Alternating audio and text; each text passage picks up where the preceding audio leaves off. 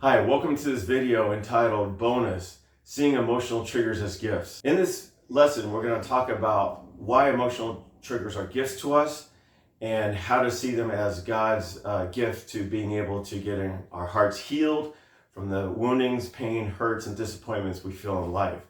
Now that we've talked about the who, what, where, when, and why we have emotional triggers, let's talk about why emotional triggers are gifts. And I'll explain a little bit further here. So if we follow this logic that emotional triggers, it's an intense emotional reaction to what other people say or do in the moment, we see that it's really a misinterpretation of reality or lies we believe about ourselves. As I documented in one of the videos, scientists have done research where they've put people in what's called brain SPECT scans, and they've seen that when they've had emotional triggers, their brain has a cramp, their little brain has a cramp, and their brain goes tilt.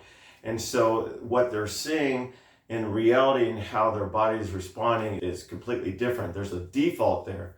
Well, what is that default all about?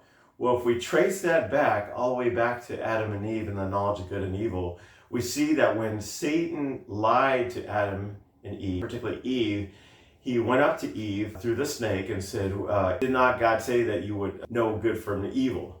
Satan tells that to Eve, you be like God, knowing good and evil. Well, Adam and Eve were already made in God's likeness, but they were never created to be God. And Satan lied to him and said, you could be like God if you ate this fruit. So coming back through the generations, back to present day, we see that emotional triggers are a demonstration of the knowledge of good and evil, because we can't discern good and evil, right from wrong, 100% of the time. When we see situations, because of the knowledge of good and evil still resides in us at a certain level, even as Christians, we're still fighting the sinful nature or flesh to a certain extent. We emotionally trigger, and that's the demonstration of the knowledge of good and evil.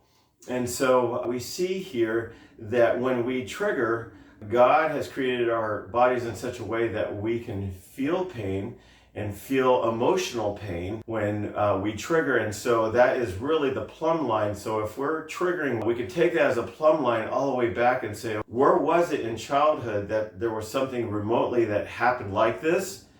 And as you ask the Holy Spirit to reveal what that was or why you being triggered, Holy Spirit, Jesus, and the Father are going to reveal to you that something happened in your life that is remotely associated to the emotional trigger.